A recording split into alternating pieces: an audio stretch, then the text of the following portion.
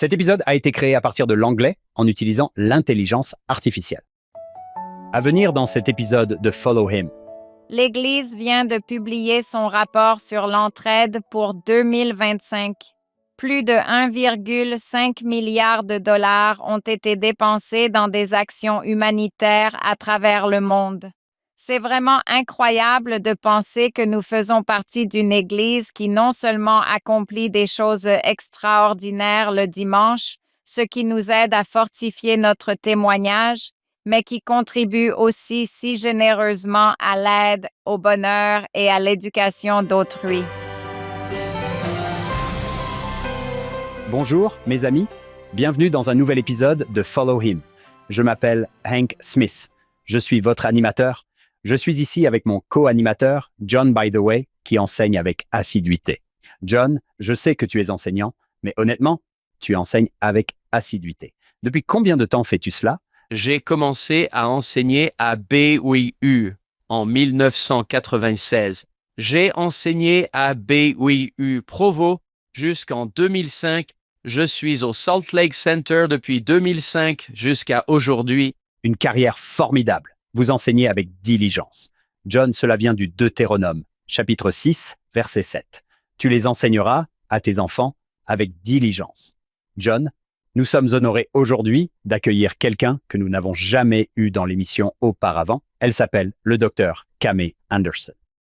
Camé, si nous pouvons vous appeler Camé, merci d'être ici sur Follow Him. Merci.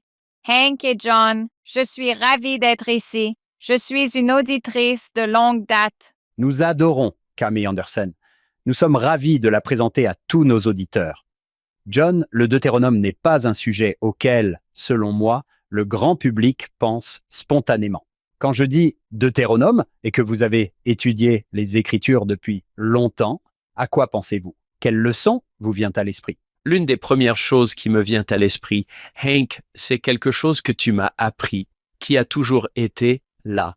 Mais c'est que lorsque Satan a essayé de tenter le Sauveur, celui-ci a toujours donné une écriture comme réponse, et elles sont toutes tirées du Deutéronome. Il y a de superbes versets tirés du Deutéronome, du genre de ceux qu'on accroche sur le frigo. Quand on a dit à Jésus, « Lis tes écritures », où a-t-il lu? Eh bien, il a lu l'Ancien Testament, n'est-ce pas? Il a lu le Deutéronome. Ce sont les Écritures que Jésus lisait. Camé, que souhaitez-vous faire aujourd'hui? D'après ce que vous avez préparé, qu'espérez-vous que nous retenions de cette rencontre? Je suis ravie de parler de certains de ces grands principes qui se trouvent dans le Deutéronome. Ce n'est peut-être pas le premier livre de l'Ancien Testament ou des Écritures qui nous vient à l'esprit lorsque nous nous demandons à quel passage des Écritures pourrais-je me référer pour trouver des conseils, de l'aide ou des instructions. Pourtant, il contient de si bons conseils et un tel soutien pour nous. Nous arrivons bien sûr à la fin de la vie du grand prophète Moïse. Comment pouvons-nous achever son parcours? Après une vie incroyable, il vient partager ses pensées avec les Israélites alors qu'ils s'apprêtent à entrer dans une nouvelle phase de leur vie. Nous savons que Moïse ne les accompagnera pas. Il est là. On peut l'imaginer au sommet de la montagne, regardant en bas, pensant « Je termine mon temps en tant que prophète. Que vais-je leur dire? » Il leur parle à nouveau des 10 commandements, mais pas seulement des commandements, mais aussi de la manière dont ils doivent s'en souvenir et de l'importance de se souvenir dans leur vie de ne pas oublier le Seigneur, les choses qu'il leur a enseignées et les miracles qu'il a accomplis dans leur vie.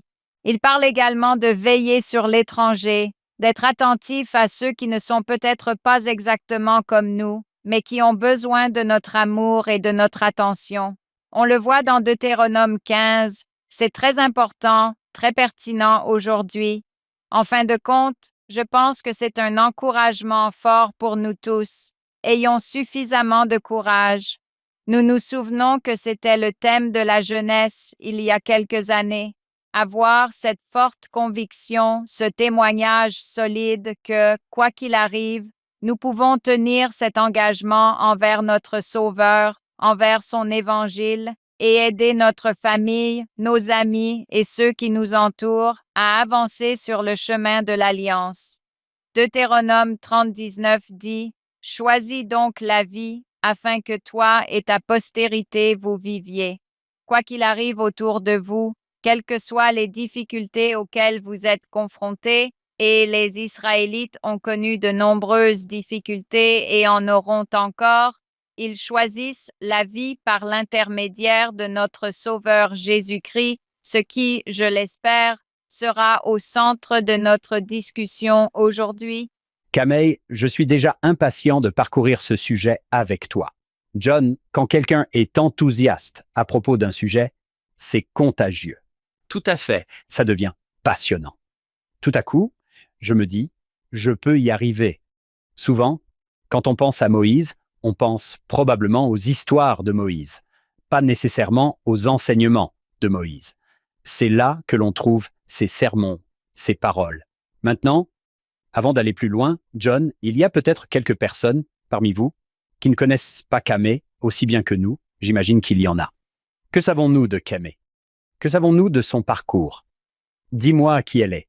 Quand j'ai lu la biographie de Camille, j'ai pensé à ce verset de 3 Néphi 6, où il est dit « Le peuple commença à être divisé en classes selon ses richesses et ses chances d'apprendre. Son objectif est de donner aux gens des chances d'apprendre, ce qui est une mission merveilleuse. Elle œuvre pour l'éducation des jeunes dans le monde entier en tant que responsable senior de la stratégie et de la recherche pour l'Afrique de l'Ouest et l'Utah dans le cadre du programme Succeed in School, réussir à l'école, dans les séminaires et les instituts. Avant de commencer, nous avions beaucoup parlé de l'Afrique, ce qui l'enthousiasmait beaucoup. Elle est professeure adjointe à l'université Brigham Young, à la fois à la Marriott School of Business et en éducation religieuse. Et elle enseigne au BYU Salt Lake Center, où j'enseigne moi-même. C'est une mère célibataire de 4 enfants. Elle a repris ses études et obtenu un doctorat en psychologie de l'enseignement et en technologie. Kamei, je dois te dire qu'il y a longtemps, quand j'avais une vingtaine d'années, je suis allé à une conférence de jeunes en Floride. Après la conférence, ils nous ont emmenés rencontrer tes parents qui ont été si gentils avec nous ce jour-là. C'était bien avant que l'Église ne connaisse Neil Anderson. Je ne me souviens même pas s'il était président de Pieux ou autorité de secteur ou autre chose, mais ils étaient si gentils et si aimables. Je n'oublierai jamais leur hospitalité à notre égard en Floride dans les années 90, ou peut-être était-ce dans les années 80. Je ne manquerai pas de leur transmettre cela. Je suis sûre que ce fut un moment fort d'amener John by the Way en Floride, où peu de gens s'aventuraient à l'époque. Je dois dire que pour moi, la boucle est bouclée, car j'étais une jeune maman qui parcourait les couloirs de ma maison avec de jeunes enfants. Le soir, j'entendais les voix de Hank Smith et de John by the Way sortir de leur lecteur CD. Surtout si quelqu'un venait en ville et leur en apportait un nouveau, ils se précipitaient pour aller se coucher tôt, ce qui était toujours une bénédiction. En tant que mère, je vous suis très reconnaissante pour la grande influence que vous avez eue sur mes enfants, que vous n'avez pourtant jamais rencontrés, même si certains ont maintenant eu la chance de suivre les cours de religion du docteur Hank Smith et ont été très positivement influencés de cette manière. C'est vraiment un témoignage de la puissance des mots pour influencer, car vos témoignages, même à l'époque, ont incité mes jeunes fils à vivre l'Évangile dans un endroit où il n'y avait pas beaucoup de membres. Cela fait partie du message du Deutéronome. Je me souviens aujourd'hui de Moïse et des Israélites. C'était incroyablement émouvant. Merci. Oui, Je connaissais Moïse. Hank ne connaissait pas Moïse, mais moi je le connaissais. cela compte beaucoup pour moi. Ça me touche vraiment d'entendre que tu nous fais confiance pour aider tes enfants. Allons-y. Découvrons le Deutéronome. En parlant de souvenirs, la leçon de cette semaine s'intitule « Garde-toi d'oublier le Seigneur ». Le manuel commence ainsi. Le ministère terrestre de Moïse a commencé sur une montagne où Dieu lui a parlé depuis un buisson ardent. Il s'est également achevé sur une montagne plus de 40 ans plus tard, lorsque Dieu lui a donné un aperçu de la terre promise depuis le sommet du mont Nebo. Moïse avait passé sa vie à préparer les enfants d'Israël à entrer dans cette terre promise, et le livre du Deutéronome rapporte ses dernières instructions, ses rappels, ses exhortations et ses supplications adressées aux Israélites. La lecture de ces paroles montre clairement que le véritable objectif du ministère de Moïse, la préparation dont le peuple avait besoin, ne concernait pas la survie dans le désert, la conquête des ennemis ou la construction d'une nation. Il s'agissait d'apprendre à aimer Dieu, à lui obéir et à lui rester fidèle. C'est la préparation dont nous avons tous besoin pour entrer dans la terre promise de la vie éternelle. Ainsi, bien que Moïse n'ait jamais mis les pieds dans cette terre où coule le lait et le miel, grâce à sa foi et à sa fidélité, il est entré dans la terre promise que Dieu a préparée pour tous ceux qui le suivent. Quelle belle façon de commencer cette leçon. Sur ce, Camille, nous sommes prêts à apprendre de toi. Guide-nous à travers ce que tu veux que nous voyions dans le Deutéronome. Il y a tant de choses dont nous pourrions parler. L'une d'elles est qu'il existe une prière importante dans le judaïsme. Elle s'appelle le Shema, et c'est la profession de foi. Si vous alliez à Jérusalem aujourd'hui, elle serait récitée au moins 2 fois, une fois le matin et une fois le soir. Elle aidait le peuple juif à renouveler son engagement envers Dieu et sa foi. Hank, pourriez-vous lire la suite de cette prière? Tout à fait. Il s'agit de Deutéronome 6, 4 à 9. Écoute, Israël, l'Éternel, notre Dieu, est le seul Éternel. Tu aimeras l'Éternel, ton Dieu, de tout ton cœur, de toute ton âme et de toute ta force. Et ces paroles que je te prescris aujourd'hui seront dans ton cœur. Tu les inculqueras à tes enfants. Tu en parleras quand tu seras dans ta maison, quand tu marcheras sur la route, quand tu te coucheras et quand tu te lèveras. Tu les attacheras comme un signe sur ta main, et elles seront comme un bandeau entre tes yeux. Tu les écriras sur les poteaux de ta maison et sur tes portes. Magnifique! Tu aimeras le Seigneur ton Dieu de tout ton cœur, de toute ton âme et de toutes tes forces. Rien qu'en t'entendant lire cela, je pense à mon propre témoignage du Sauveur et à quel point il est essentiel pour moi de garder le Sauveur au premier plan dans ma vie. J'adore le fait qu'il récite cela tous les jours. Quelles sont tes réflexions en lisant ce tout premier commandement si important? La semaine dernière, le docteur Dave Thompson a dit exactement la même chose. Israël a connu des difficultés lorsqu'il ne se tournait pas vers le Seigneur. Quand il regardait ce qu'il n'avait pas ou ce qu'il avait laissé en Égypte, c'est là qu'il a connu des difficultés. Oui, des épreuves surviennent, mais ma concentration permet de les garder à la périphérie de mon attention. Elles ne deviennent pas le centre de mon univers. Bien dit. Vous avez mentionné un thème pour les jeunes tout à l'heure. Nous avons eu le thème « Tournez-vous vers moi dans chacune de vos pensées, ne doutez pas, ne craignez pas ». Nous avons tiré celui-là de Doctrine et Alliance. Nous avons étudié la section 19. Apprenez de moi, écoutez mes paroles, marchez dans la douceur de mon esprit. Hank, nous l'avons dit à maintes reprises, la célèbre déclaration du président Nelson, selon laquelle la joie que nous ressentons dépend moins des circonstances de notre vie que de l'orientation de notre vie. C'est simplement un autre rappel, une façon différente de le dire, mais voici Moïse qui enseigne la même chose. Et ce n'est pas toujours facile à retenir. Ce livre traite du souvenir. Ce mot hébreu est zakar, qui apparaît plus de 160 fois dans l'Ancien Testament, principalement dans le Deutéronome. Cela signifie se souvenir. Notre premier exemple est, bien sûr, le Sauveur lui-même.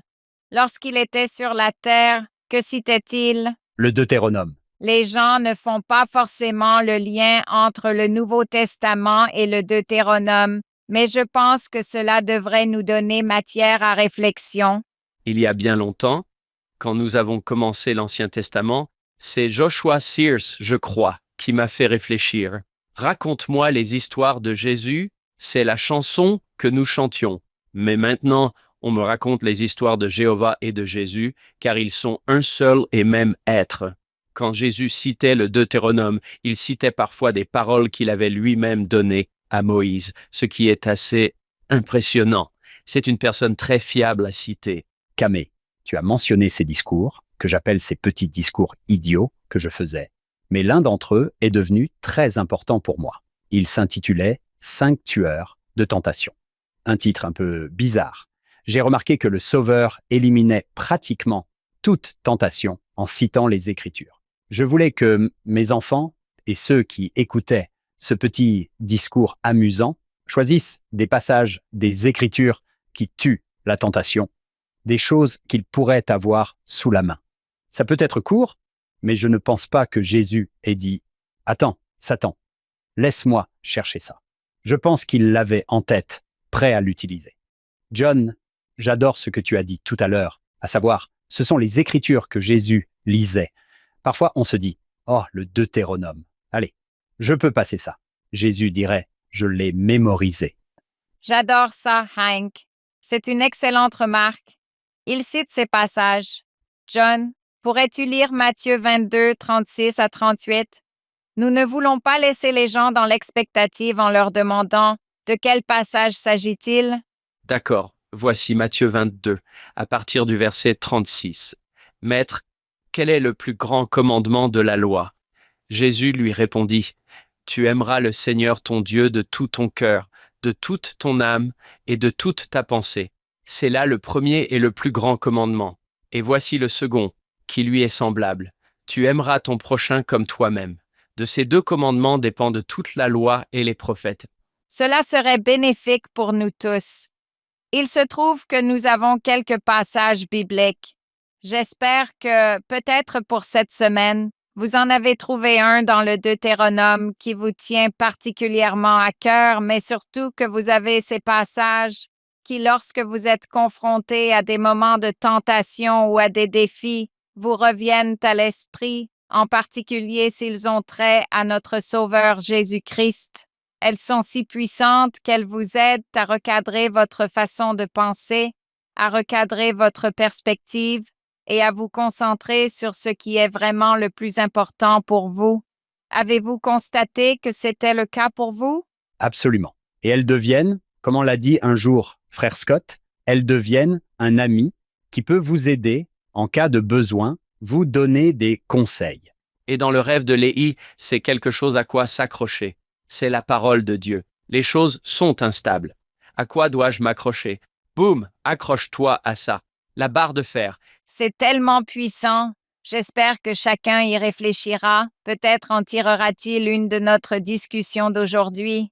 Nous voyons que Moïse rappelle aux Israélites les 10 commandements, puis il leur explique comment les mettre en pratique dans leur vie pour rester fidèles, heureux et prospères, même lorsqu'il ne sera plus avec eux.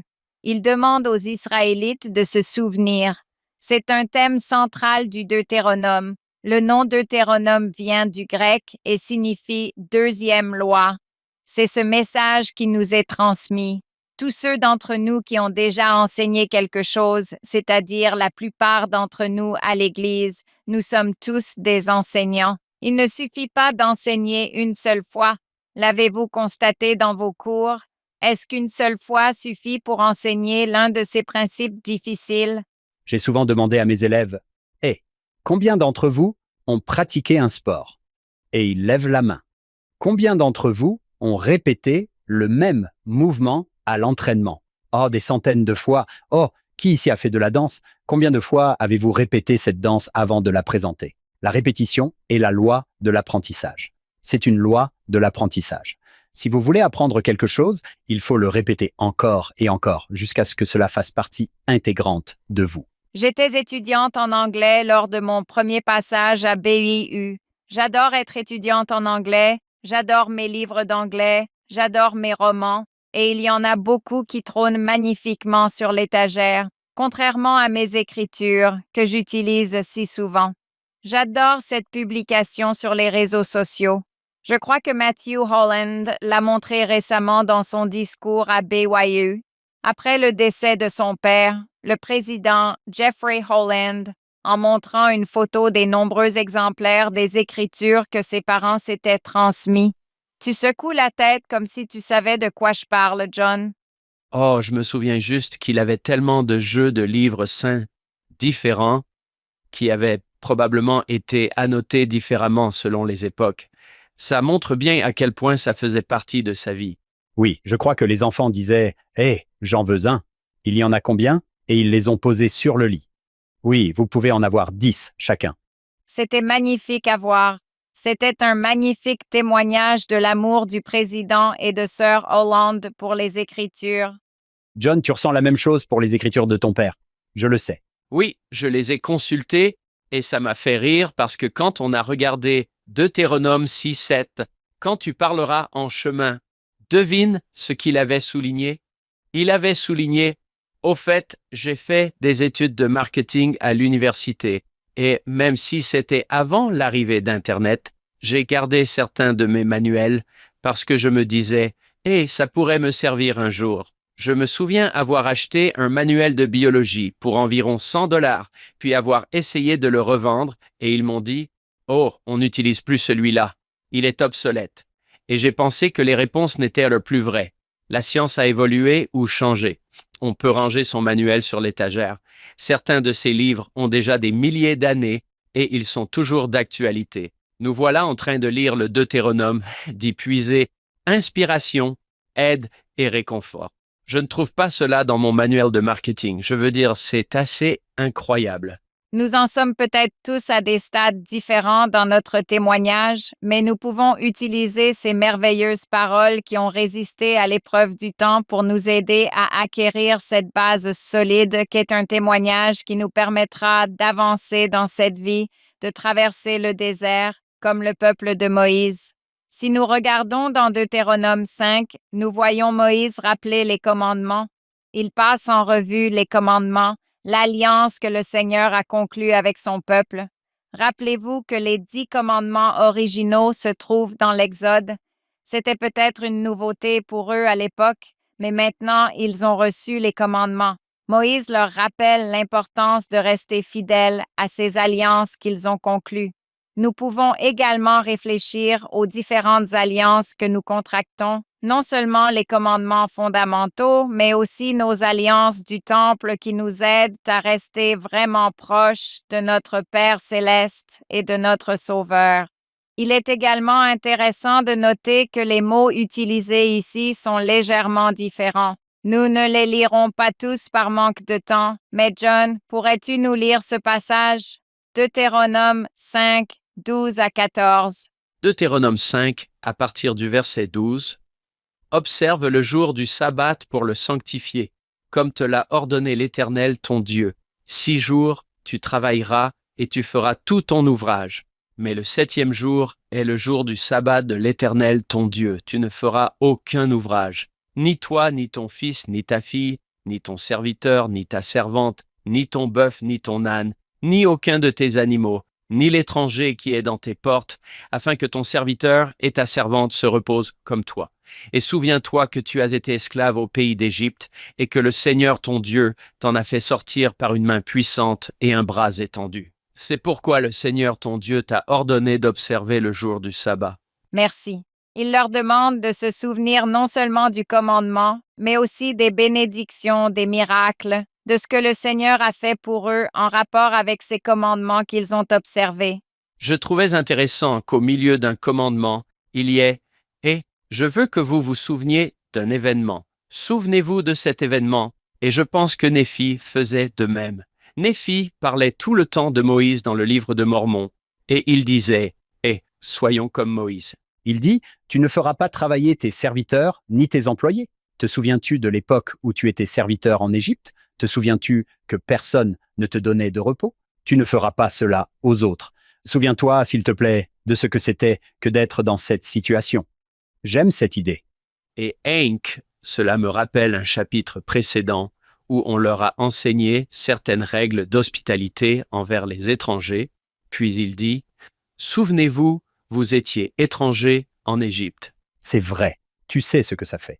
En quoi le fait de se souvenir est-il un principe spirituel si puissant pour nous que Moïse, alors qu'il réfléchit à la fin de sa vie, alors qu'il réfléchit à ce qu'il peut faire pour fortifier son peuple, ne se contente pas de leur donner les commandements, mais les aide à se souvenir de la façon dont le Seigneur les a bénis et dont il a accompli des miracles dans leur vie? Pourquoi est-ce si important pour nous aujourd'hui, alors que nous réfléchissons aux commandements et qu'on nous demande de respecter des alliances, qui font une différence dans notre vie? Tout à fait. C'est la question cruciale. John m'a enseigné cela au fil des ans à propos de la Sainte Seine. Qu'ils se souviendront toujours de lui, ce qui est intéressant, car se souvenir signifie que l'on a oublié. On ne peut se souvenir que si l'on a oublié, de sorte que l'on oublie et se souvient sans cesse, oublie et se souvient, oublie et se souvient. Ce souvenir est étroitement lié au repentir, aux conversions, à la repentance quotidienne. Ainsi, en me souvenant, je me repens. Je pense que ces deux choses sont liées. La foi a-t-elle une durée de vie limitée? J'ai constaté que les expériences que je pensais ne jamais oublier, je les oublierais si je ne les notais pas. J'essaye de les noter, non pas pour ne jamais les oublier, mais pour pouvoir m'en souvenir. C'est tellement important. Les noter, puis les relire au fil du temps, surtout lorsque nous sommes confrontés à des difficultés, pour nous souvenir de ce que le Seigneur a fait pour nous. J'ai été vraiment touché par la réflexion du président Henry B. Eyring, selon laquelle un journal ne sert pas uniquement à consigner nos voyages et nos trophées, car c'est ce que je pensais. J'ai fait ceci, j'ai gagné cela, je suis allé là-bas, et voici une photo de moi ici. Il a dit que, je paraphrase bien sûr, mais que la raison d'être d'un journal est de consigner la main du Seigneur dans votre vie, afin que vous vous souveniez. Oh, il a été présent dans ma vie. Il se soucie de moi et continuera à se soucier de moi. Frère Holland a donné un discours intitulé « Seigneur, je crois », dans lequel il a dit « Tenez fermement à ce que vous savez déjà. Quand vous avez des doutes ou des problèmes, me suis-je dit, vous devez les noter pour pouvoir vous y accrocher. Faites une liste du journal du président Eyring. Faites une liste de la façon dont Dieu a été présent dans votre vie et accrochez-vous à cela. N'oubliez pas, et c'est ce qu'un journal peut faire. » Beaucoup de gens aiment 2 Néphi 4. Néphi écrit au sujet de la mort de son père. Cela fait des décennies que cela s'est produit. Alors qu'il écrit à ce sujet, quelque chose l'accable.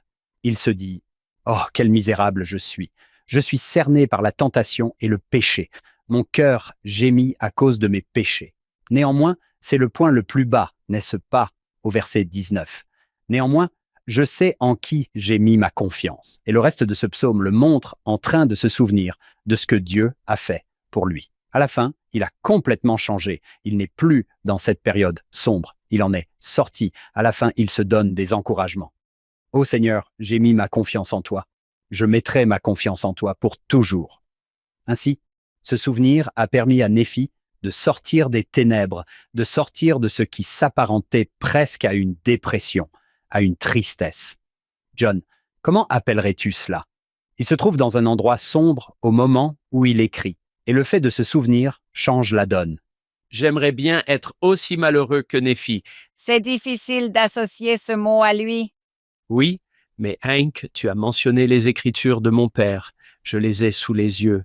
Néphi se souvient de la main du Seigneur dans sa vie et dit « Il m'a préservé sur les eaux d'abîme. » Et mon père a écrit « Moi », car il a survécu à la Seconde Guerre mondiale sur un porte-avions. Oh wow, incroyable. C'est aussi l'une des raisons pour lesquelles nous voulons enregistrer au moins certaines de ces histoires que nous pouvons partager avec notre famille. Je sais qu'aujourd'hui, c'est tellement facile d'accès sur Family Search que n'importe qui, les membres de l'Église, les amis de l'Église, peut écrire ces différentes histoires, ajouter une photo si on le souhaite, et simplement les publier sur Family Search, où elles resteront pour toujours. Et c'est gratuit. Quelle bénédiction d'avoir cela! Pas seulement ici et maintenant, mais quand nous ne serons peut-être plus toujours là en personne, nos familles pourront encore se remémorer ces moments, en particulier ces expériences vraiment significatives. Nous pourrions peut-être commencer par 5 expériences spirituelles clés. Ce sont des miracles qui ont eu un sens dans notre vie. Même si nous sommes un nouveau membre de l'Église, même si nous ne sommes pas membres de l'Église, je pense que chacun pourrait réfléchir à 5 moments où il a vu la main de Dieu dans sa vie, les noter et, mieux encore, les publier sur Family Search. J'avais un ami qui est décédé très soudainement et qui n'avait pas d'enfant. Il n'était pas marié. C'était une personne merveilleuse et il avait un témoignage formidable. Cela avait été enregistré sur des vidéos et d'autres supports. C'était là. Et je voulais m'assurer que ce témoignage soit conservé pour que les autres membres de sa famille élargie ou ses amis puissent le voir, sans avoir à le chercher sur Internet pour essayer de le trouver. J'étais tellement heureux de pouvoir me rendre sur Family Search, de l'ajouter à son profil Family Search afin que, lorsque les membres de sa famille ou ses amis penseront à lui à l'avenir, ils puissent se souvenir de son merveilleux témoignage de notre Sauveur Jésus-Christ. Une autre chose que je voudrais ajouter au sujet du souvenir, c'est que je pense que nous apprenons vraiment de Moïse encore une fois. Il a vu tant de choses. Pensez à toutes les expériences qu'il a vécues. Ne serait-ce pas formidable d'avoir le journal de Moïse? Je pense que le journal de Moïse ferait un best-seller incroyable. Oui, je pensais à une histoire. Et nous venons de terminer la lecture de Doctrine et Alliance il n'y a pas si longtemps. Si vous regardez dans votre exemplaire papier de Doctrine et Alliance, la triple combinaison des Écritures de la Perle de Grand Prix, ce n'est qu'une note de bas de page dans l'histoire de Joseph Smith, mais c'est le témoignage d'Oliver Cowdery sur la réception de la prêtrise d'Aaron, son expérience. Je voudrais juste lire cela pour nous rafraîchir la mémoire. Puis nous reviendrons à Moïse.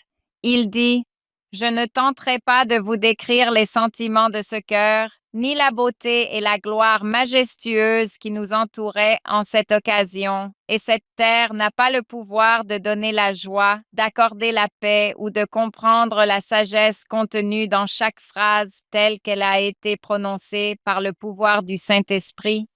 L'homme peut tromper son prochain. La tromperie peut succéder à la tromperie, et les enfants du malin peuvent avoir le pouvoir de séduire les insensés et les ignorants.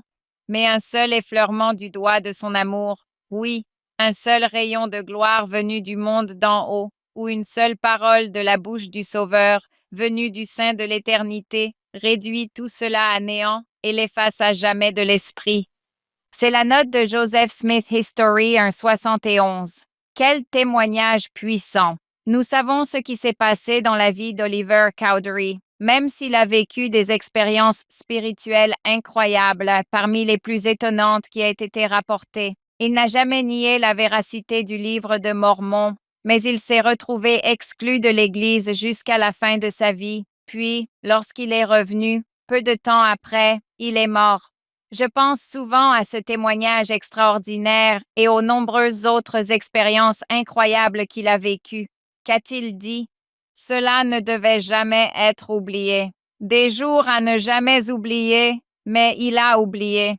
Même s'il serait merveilleux d'avoir ces manifestations célestes qu'Oliver Cowdery a eues au début de l'Église, nous n'en avons pas besoin pour avoir un témoignage. Mais cela n'a pas suffi pour qu'il garde un témoignage fort tout au long de sa vie.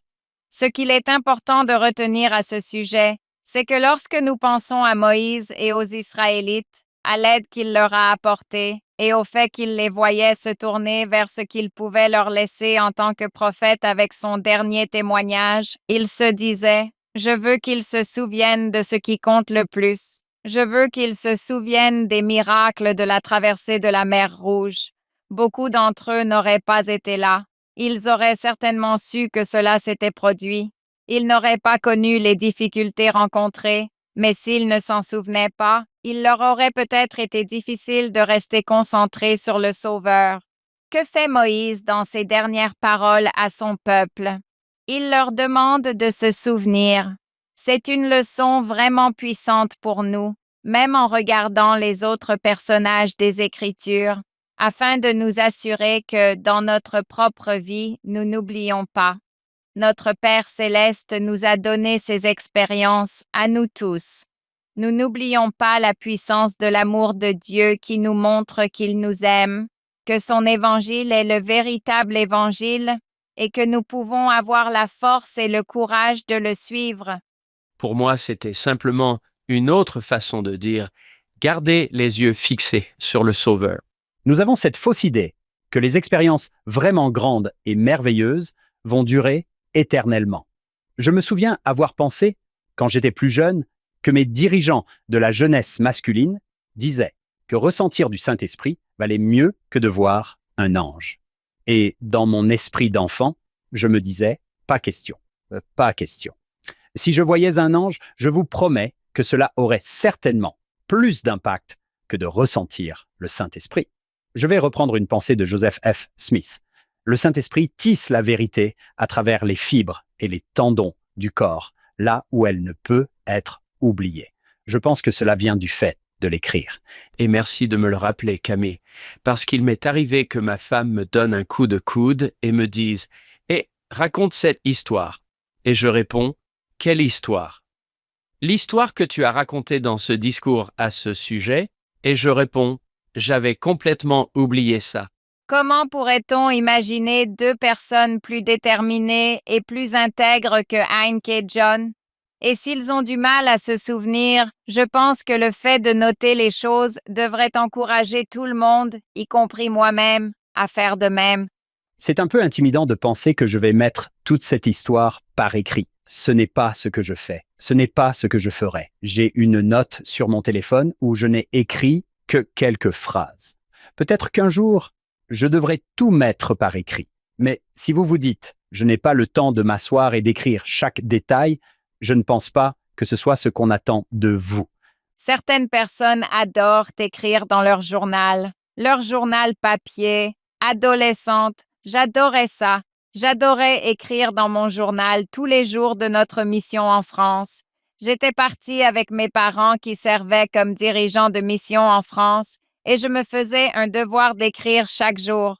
Je rattrapais parfois mon retard pendant nos trajets en voiture à travers la France, mais j'ai une note pour chaque jour de notre mission. C'est intéressant de revenir en arrière et de les relire. Il y a des choses importantes qui me manquent vraiment. Pourquoi n'ai-je pas écrit davantage sur la venue de l'actuel président Oaks dans notre mission ou sur celle de frère Packer à l'époque? Ils sont venus, j'ai écrit quelques lignes, j'avais des notes, mais j'avais 15 ans. Qu'écrit-on quand on a 15 ans? Il y a quand même des choses importantes qui, je pense, pourraient intéresser mes 6 petits-enfants à l'avenir. Ils pourraient être intéressés de savoir, lorsqu'ils auront 15 ans, comment j'ai eu la chance d'avoir cette interaction tout à fait inattendue avec ces incroyables apôtres de Jésus-Christ et leurs merveilleuses épouses à l'époque. C'était merveilleux, même si je n'ai écrit que quelques phrases. Et peut-être que nous assistons à la conférence générale et que nous avons la chance de soutenir le président Oaks comme notre nouveau prophète. Nous prenons 1 minute pour noter ce que cette expérience signifie pour nous. Je me souviens que la dernière fois, avec le président Nelson, le président Ballard nous avait tous demandé de faire cela, de prendre quelques minutes et d'écrire à ce sujet lorsque le président Nelson a été soutenu comme prophète. Nous avons tous cette opportunité. Quand je lis le Deutéronome, on pense à Moïse rappelant à son peuple les miracles. Deutéronome 5.15. Souviens-toi que tu as été esclave au pays d'Égypte. On pense à lui répétant sans cesse à son peuple de se souvenir. Je me souviens d'une soirée familiale que nous avons eue dans ma famille, celle dans laquelle j'ai grandi, où ma mère nous a fait nous asseoir et nous a demandé « Bon, nous allons dresser une liste de tous les miracles que nous avons vus dans notre famille. » Je me dis aujourd'hui que peut-être nous, les enfants, ne montrions pas assez de gratitude pour notre vie, ou peut-être avions-nous besoin d'être plus reconnaissants ou de réfléchir davantage à ce qui comptait le plus. J'ai toujours ce bout de papier. Je l'avais écrit à la main à l'époque. J'adore le relire car c'était des choses très simples. C'était quelqu'un qui avait bien réussi un examen à l'école ou quelqu'un d'autre.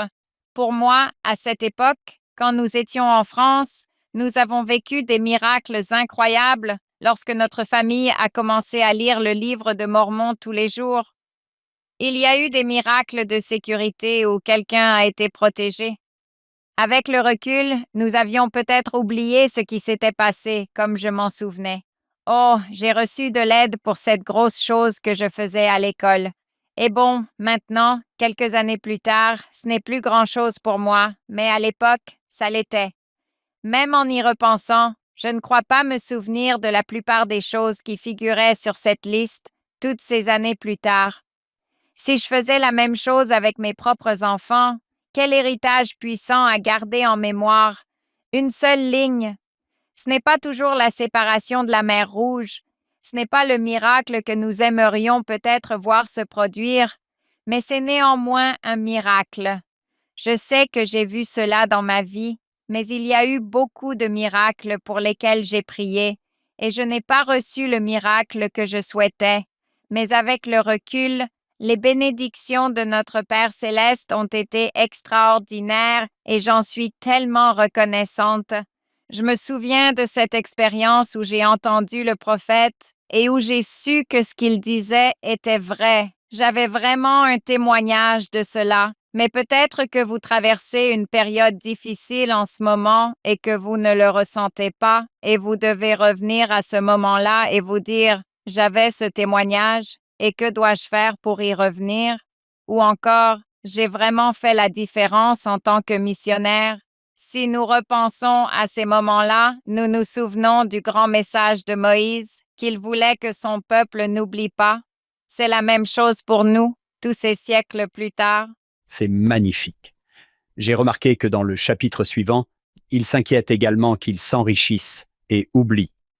Après le schéma, il dit, au verset 10, « Lorsque le Seigneur t'aura fait entrer dans ce pays d'Abraham, d'Isaac et de Jacob, pour te donner de grandes et belles villes, des maisons remplies de bonnes choses, des puits bien creusés, des vignes et des oliviers, prends garde de ne pas oublier le Seigneur, qui t'a fait sortir du pays d'Égypte, de la maison de servitude. » Cela me rappelle cette grande citation de Brigham Young. La pire crainte que j'ai pour les membres de cette Église, c'est qu'ils s'enrichissent dans ce pays, oublient Dieu et son peuple, s'engraissent, se mettent eux-mêmes à la porte de l'Église et aillent en enfer. Ce peuple supportera les émeutes, les vols, la pauvreté et toutes sortes de persécutions et restera fidèle. Mais ma plus grande crainte pour eux, c'est qu'ils ne puissent pas supporter la richesse et qu'ils doivent pourtant être mis à l'épreuve par les richesses, éprouvés par la richesse. Probablement que beaucoup de gens veulent être mis à l'épreuve par la richesse. Je veux dire, ils ont l'impression que s'ils doivent subir une épreuve, alors qu'on les met à l'épreuve par la richesse. Oui, donne-moi ça, donne-moi cette épreuve. Je veux dire, Moïse était inquiet lui aussi. Vous allez entrer dans la terre promise, tout va très bien se passer, et vous oublierez le Seigneur qui vous a fait sortir du pays d'Égypte. Dans Un violon sur le toit, Thévier, son gendre, dit « La richesse est une malédiction de Dieu. » Et Thévier lève les yeux et répond « Que Dieu me frappe de cette malédiction et que je ne m'en remette jamais. » Vous savez, puis il chante « Si j'étais un homme riche » ou quelque chose comme ça, mais n'est-ce pas là l'histoire des Néphites? Ils prospèrent, puis ils fixent leur cœur sur leur richesse au lieu de le garder sur le Christ.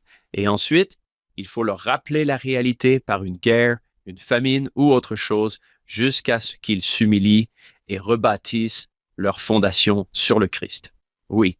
C'est vraiment un excellent conseil pour nous. Alors que nous réfléchissons à ces commandements et que nous nous efforçons de rester concentrés sur le Sauveur, j'aimerais beaucoup connaître votre avis sur ce qu'il dit concernant l'éducation des enfants. Dans Deutéronome 4, il dit « Je mourrai dans ce pays. Je ne passerai pas le Jourdain, mais vous le traverserez et vous prendrez possession de ce bon pays. Prenez garde à vous-même, de peur que vous n'oubliez l'alliance que le Seigneur votre Dieu a conclue avec vous. » John, pouvez-vous nous lire les versets 6 et 7 du Deutéronome? Cela fait partie du schéma. Deutéronome 6, 6. Ces paroles que je te prescris aujourd'hui seront dans ton cœur.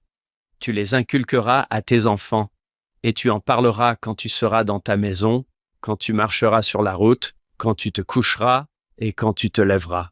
Merci. Hank, veux-tu lire les versets 8 et 9 et continuons en lisant le verset 10 également? D'accord. Tu les attacheras comme un signe sur ta main, et ils seront comme un bandeau entre tes yeux. Tu les écriras sur les poteaux de ta maison et sur tes portes. Et quand le Seigneur ton Dieu t'aura fait entrer dans le pays qu'il a juré à tes pères, à Abraham, à Isaac et à Jacob, de te donner, ces grandes et belles villes que tu n'as pas construites.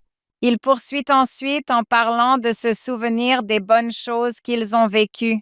Puis il dit à nouveau au verset 12, « Garde-toi d'oublier l'Éternel, qui t'a fait sortir du pays d'Égypte. » Comment enseignez-vous l'Évangile à vos enfants alors que, peut-être comme Moïse, ce n'est pas la perspective dans laquelle vous avez grandi? Moïse a été placé dans un panier, emmené par la fille du Pharaon et élevé au palais. Qu'est-ce que cela nous apprend sur l'enseignement à notre propre famille, surtout si nous sommes confrontés à des difficultés et que nous ne savons peut-être pas par où commencer? John a abordé ce sujet un peu plus tôt, en disant « Quand tu leur parles, quand tu es assis dans ta maison, quand tu marches sur le chemin, quand tu te couches et quand tu te lèves. » John, comment as-tu appelé cela? Des manières normales et naturelles? Je crois que c'est une expression de frère Bednar. Le président Uchtdorf, oui. Oui, j'aime beaucoup entendre ce genre d'histoire racontée par des enfants. J'ai d'ailleurs apporté ceci aujourd'hui. Il s'agit de Clark Monson, le fils du président Monson. Vous vous dites peut-être, oh, je parie que le président Monson organisait des soirées familiales et des études des Écritures en famille. Je parie qu'ils avaient des enseignements formels sur l'Évangile, ce qui était probablement le cas. Voici ce dont Clark se souvient. C'est lors d'une interview où on lui a demandé ce que c'était que de grandir avec le président Monson. Clark a été profondément touché par une expérience de pêche typiquement merveilleuse chez les Monson. Son père lui a demandé de remonter sa ligne un instant. Une fois les lignes rentrées et les cannes mises de côté dans le bateau, frère Monson a dit « Clark, dans environ 5 minutes, ton frère Tom va s'asseoir pour passer l'examen du barreau qui lui permettra d'exercer le droit. Il a travaillé dur pendant 3 ans à la faculté de droit pour cela et il va être très nerveux. Mettons-nous à genoux, ici, dans le bateau. Je vais faire une prière pour lui, puis tu en feras une. » Ce n'était pas une soirée familiale officielle, c'était une partie de pêche. Pour moi, c'est ce que je retiens du verset 7. Quand tu es assis dans ta maison, quand tu marches sur le chemin, quand tu te couches, quand tu te lèves, parle de ces choses. J'aimerais être un exemple parfait, mais je ne le suis pas. Je suis un exemple imparfait, et cela signifie que je dois montrer à mes enfants que je dois parfois me repentir. Je dois leur présenter mes excuses pour leur faire savoir que j'essaie de rester sur ce chemin et les aider à comprendre qu'ils feront probablement des erreurs, eux aussi, mais qu'il faut essayer de rester sur ce chemin. Je ne serai jamais un exemple parfait, mais je peux être un exemple de repentance, je suppose. J'adore ça. Quand ils fondent leur propre famille, comme le fils du président Monson, ils se souviennent peut-être davantage de ces petits moments qui sont souvent si significatifs que des grands événements, des vacances et d'autres occasions que nous, en tant que parents, considérons comme si importantes. J'ai un autre exemple lié à la pêche. J'étais à Aspen Grove en train de pêcher avec mon fils, Mason. On essayait vraiment d'attraper des poissons. On pouvait même les voir. C'était la pêche la plus facile qui soit. Et pourtant, on n'arrivait pas à attraper de poissons. Ces poissons se disaient « pas question ». On sait ce que vous essayez de faire. On camouflait l'hameçon, on essayait différents appâts, puis on lançait l'appât sans hameçon. Il venait le manger. Ensuite, on réessayait et rien. Et on était assis là à discuter. J'ai dit, Mason, on est un peu comme l'adversaire. On est un peu comme Satan ici. On essaie de dissimuler cet hameçon. Il voyait clair dans notre jeu. Et il a répondu, ouais. Et j'ai dit, comment Satan essaye-t-il de dissimuler ses hameçons? On en a donc parlé un petit moment et on a passé un très bon moment. Et puis je me suis dit, waouh, je suis un plutôt bon parent. Et puis Mason est allé directement frapper son frère. Je me suis dit, bon, ça y est, le bon moment est passé. Eh bien, je pense que tu devrais quand même te féliciter. Je pense que c'est génial. Et au final, c'est probablement ce dont ils se souviendront. La pêche. Oui, mon père était golfeur.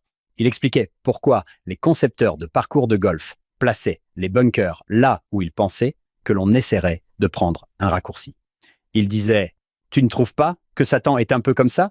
Je vais placer un piège juste là, là où ils vont essayer de profiter de la situation. C'est ce à quoi je pense, Camé, quand le Seigneur dit « Enseigne-leur avec diligence, enseigne-leur avec diligence et parle-leur quand tu es assis dans ta maison. » Ce sont 2 excellents exemples. Je pense qu'il est si facile en tant que parent de se décourager. Et je pense que nous avons parlé de certaines des tentations que l'adversaire nous présente. L'une d'elles est le découragement. Il est très facile de se décourager en tant que parent. Je n'en fais pas assez. Je ne suis pas un assez bon enseignant de l'Évangile. Je n'ai pas l'expérience que d'autres ont. Je suis un nouveau membre. Je n'ai pas grandi avec des parents qui m'ont enseigné l'Évangile. Comment puis-je enseigner à mes propres enfants à avoir cette foi en Jésus-Christ que je souhaite qu'ils aient? Comment puis-je leur enseigner à aimer les enseignements des prophètes et à être fidèles à l'Évangile, à vouloir aimer le temple et à s'y rendre autant que possible? Comment puis-je leur enseigner cela alors que je n'ai pas cette expérience dans ma propre vie? J'ai été tellement touchée par la vulnérabilité, par l'honnêteté du président Hawks lors de la conférence générale d'octobre, lorsqu'il a parlé de certaines des difficultés personnelles auxquelles il avait été confronté dans sa famille lorsqu'il était jeune homme. Et cela m'a simplement rappelé certains des sentiments similaires que Moïse a pu ressentir face à ses propres difficultés dans sa jeunesse, n'ayant pas la situation familiale que ses pères auraient eue. Le président Hawks nous a dit, en commençant exactement par ce que l'on attendrait du prophète sur le point d'être ordonné, c'est une église familiale. Ne sommes-nous pas profondément reconnaissants d'avoir un prophète qui, dans le monde d'aujourd'hui, nous rappelle que c'est une église familiale? Cela figure dans son discours intitulé L'Évangile de Jésus-Christ centré sur la famille. Il dit, à mesure que l'influence des parents diminue, les saints des derniers jours auront toujours la responsabilité donnée par Dieu d'enseigner à leurs enfants à se préparer à notre destinée familiale dans l'éternité. Beaucoup d'entre nous doivent le faire alors que toutes nos familles ne sont pas traditionnelles. Le divorce, la mort et la séparation sont des réalités. J'en ai fait l'expérience dans la famille où j'ai grandi. C'est encore le président Hawks qui s'exprime. Mon père est décédé quand j'avais 7 ans. Et mon frère et ma sœur cadet et moi avons donc été élevés par une mère veuve. Dans les situations les plus difficiles, elle a persévéré. Elle était seule et brisée, mais avec l'aide du Seigneur, son enseignement puissant de la doctrine de l'Église rétablie nous a guidés. Comme elle a prié pour recevoir l'aide céleste afin d'élever ses enfants, et elle a été bénie. Je sais que beaucoup d'autres familles ne sont pas aussi heureuses, mais chaque mère célibataire, ou je dirais chaque père, peut enseigner l'amour d'un Père céleste et les bénédictions futures d'un mariage au temple. Vous aussi, vous pouvez le faire. Le plan de notre Père céleste assure cette possibilité à tout le monde. Et puis, il raconte une histoire si touchante et personnelle. Il a dit, notre doctrine et notre croyance en la famille éternelle nous fortifient et nous unissent. Je n'oublierai jamais la promesse de mon grand-père maternel, Harris, lorsque nous, les enfants, vivions dans sa ferme près de Payson, en Utah. Il m'a annoncé la tragique nouvelle que mon père était décédé à Denver, dans le Colorado, très loin de là. Je me suis précipitée dans la chambre et je me suis agenouillée à côté du lit, pleurant à chaudes larmes. Grand-père m'a suivi, s'est agenouillé à côté de moi et m'a dit « Je serai ton père ». Cette tendre promesse est un exemple puissant de ce que les grands-parents peuvent faire pour combler le vide lorsque les familles perdent un membre ou qu'il leur manque. Il parle ensuite des bénédictions dont nous jouissons en tant que famille, même si, comme il l'explique, il ne s'agit peut-être pas exactement d'une famille traditionnelle. C'est ce que nous voyons lorsque Moïse partage ses réflexions avec les Israélites. Il ne venait pas d'une famille traditionnelle, bien au contraire, et pourtant, grâce à sa fidélité, grâce à son engagement envers le Seigneur, même dans les moments difficiles, il était prêt à reconnaître que Dieu avait un plan pour lui. D'une certaine manière, il a su trouver son identité même à cette époque où il vivait au palais, avec tout ce qui se passait autour de lui. Il a su discerner son identité et aller de l'avant. Et au fil du temps, il est devenu celui que notre Sauveur voulait qu'il soit. Quel exemple nous avons aujourd'hui grâce à lui. Il est alors prêt à encourager d'autres personnes qui ne vivent peut-être pas non plus une situation familiale idéale dans l'éducation de leurs enfants. Je le vois dire, il ne le dit pas exactement ainsi dans les Écritures, mais je le vois le dire. Vous pouvez y arriver. Souvenez-vous des miracles, vous pouvez y arriver. Notre Père céleste et le Sauveur vous aideront. Camé, tu as une expertise dans ce domaine que j'aimerais exploiter. Nous parlons ici d'enseigner avec diligence. Il y a des gens partout dans le monde qui n'ont pas la chance de recevoir l'éducation dont il est question ici. Je pense que Moïse dit « enseignez-leur avec diligence », non seulement au sujet de Dieu, mais au sujet de tout. Dieu englobe tout. Tu sais tout de l'enseignement à travers le monde. Pourrais-tu partager certaines de tes expériences avec nos auditeurs? Je sais que tu es enthousiasmé par ce qui se passe sur d'autres continents. Pourrais-tu donc nous en dire un peu plus à ce sujet? Eh bien, je suis enthousiasmée par ce qui se passe à travers le monde, en particulier grâce à certains des efforts humanitaires extraordinaires de l'Église. Nous allons relier tout cela à nos grands versets ici dans le Deutéronome, en particulier Deutéronome 15. Nous nous souviendrons de la grande citation de notre prophète, le président Nelson. L'éducation est une responsabilité religieuse. Maintenant, nous avons le président Oakes qui dit que l'éducation est un don de Dieu pour ensuite aller servir les autres. Et nos prophètes nous ont encouragés à découvrir les bénédictions de l'éducation qui nous permettent non seulement de contribuer ici, mais aussi de contribuer à l'avenir et d'utiliser les talents que notre Père céleste nous a donnés. J'ai l'occasion de travailler pour le programme Succeed in School de l'Église.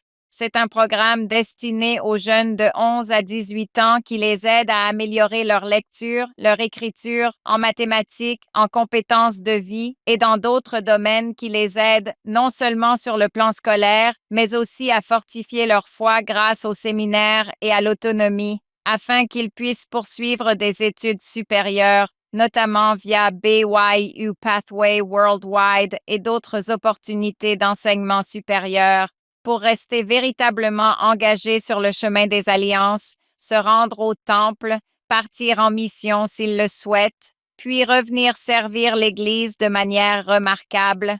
C'est ce que nous observons partout dans le monde. De nombreux parents souhaitent enseigner à leurs enfants la valeur de l'éducation que notre Sauveur et notre Père céleste veulent que nous ayons. Ces occasions d'apprendre et de devenir davantage comme eux grâce à l'apprentissage, pas seulement l'apprentissage spirituel, mais aussi l'apprentissage que nous pouvons avoir ici-bas et dans différentes matières, en particulier la lecture. Nous voulons lire les Écritures grâce à ce programme extraordinaire, réussir à l'école. De nombreux jeunes qui n'ont pas eu la chance de faire des études peuvent venir après l'école, après leurs cours habituels, et améliorer leurs chances de réussite aux examens et de progresser au séminaire, dans la foi et dans la vie. Et c'est vraiment un miracle. Peut-être pourrions-nous nous tourner un instant vers Deutéronome 15, qui aborde cette question de considérer ceux que l'on appelle des étrangers. Personne n'est un étranger pour Dieu. Dieu nous connaît tous, mais qui peut bien être un étranger? Je tiens à souligner que l'Église vient de publier son rapport sur l'entraide pour 2025, qui fait état de plus de 1,5 milliard de dollars dépensés dans des efforts humanitaires à travers le monde. C'est vraiment incroyable de penser que nous faisons partie d'une Église qui non seulement accomplit des choses extraordinaires le dimanche, ce qui nous aide à fortifier notre témoignage, mais qui contribue aussi si généreusement à l'aide, au bonheur et à l'éducation d'autrui. J'ai été très touchée par cette citation de la première présidence qui figure en première page du rapport. Elle dit « Membres de l'Église de Jésus-Christ des Saints des derniers jours, nous cherchons à le suivre en prenant soin des malades, en nourrissant ceux qui ont faim et en réconfortant ceux qui souffrent. Notre ministère est une grande source de joie pour tous les enfants de Dieu. » C'est vraiment ce que je constate. Je suis rentrée la semaine dernière d'un voyage extraordinaire avec mes merveilleux collègues et étudiants du programme Réussir à l'école et de l'Institut du séminaire, ainsi qu'avec de formidables jeunes adultes célibataires et des jeunes en Afrique de l'Ouest. C'est ce que je vois. On leur offre plus d'opportunités qu'ils n'en ont jamais eues pour s'épanouir dans l'éducation. La capacité de devenir ce qu'ils voient, que notre Père céleste veut qu'ils deviennent leur, apporte une joie et un bonheur incroyables. Ils découvrent en eux un potentiel et une confiance qu'ils ne pensaient pas posséder. Tout à coup, ils voient par eux-mêmes un avenir où ils peuvent être ce que le Père céleste veut qu'ils soient et c'est inspirant. Où avez-vous rencontré certains de ces étudiants? Je travaille plus précisément dans divers pays d'Afrique de l'Ouest où l'Église est présente. Notre programme, Succeed in School, est présent dans environ 30 pays à travers le monde et compte plus de 40 000 élèves, un nombre en constante augmentation. Mais nous avons également des élèves ici aux États-Unis, dans l'Utah, dans le Sud-Ouest, dans des réserves amérindiennes. Ce programme offre des opportunités à tous les élèves qui souhaitent améliorer leur niveau scolaire. En Afrique de l'Ouest, ils peuvent bénéficier de 2 repas équilibrés 2 fois par semaine lorsqu'ils viennent suivre des cours de lecture, d'écriture et de mathématiques. Ce fut une véritable bénédiction de voir plus d'1 million de repas servis l'année dernière, en 2025, à nos plus de 25 000 élèves là-bas, en Afrique de l'Ouest. Quand on a faim, c'est difficile d'apprendre, mais ils viennent quand même, car je les ai vus. Je les ai vus arriver dans l'obscurité quand il n'y a pas d'électricité et quand ils n'ont pas eu de repas équilibrés. Ils viennent, ils s'assoient, ils écoutent attentivement nos cours fondés sur la foi. On leur enseigne la lecture, l'écriture et les mathématiques à l'aide des écritures et des paroles des prophètes, et on les aide à apprendre. Près de 30%, voire plus, des amis de l'Église assistent aux cours avec nous. Nous leur souhaitons la bienvenue. Ils sont reconnaissants de cette opportunité d'apprendre. C'est vraiment un miracle, je pense, de voir à notre époque les bienfaits de l'éducation pouvoir être plus largement partagés dans ces régions et aider ces jeunes extraordinaires à réussir leur vie et à devenir ce que notre Père céleste veut qu'ils soient. Nous avons vu beaucoup de nos premiers élèves partir en mission. Les voir en tant que missionnaires est très émouvant. J'ai des nouvelles de bon nombre d'entre eux et j'entends parler des bénédictions qu'ils constatent. Certains ont appris une autre langue, l'anglais pour les uns, le portugais pour les autres. Grâce à cette nouvelle langue, ils apportent maintenant l'Évangile à des personnes dans des pays loin de chez eux et les aident à lire les Écritures, alors qu'avant, ces personnes n'étaient peut-être même pas capables de bien lire.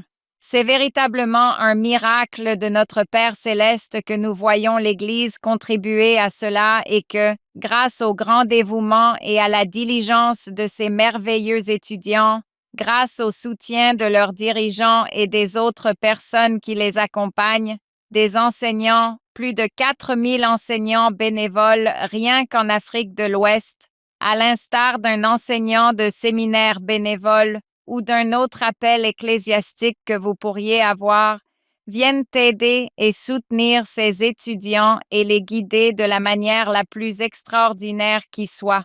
Je suis émue chaque fois que je les vois, face à leur foi et à leur dévouement, non seulement envers l'apprentissage, mais aussi envers Dieu, désireux de faire véritablement ce qu'il attend d'eux dans leur vie.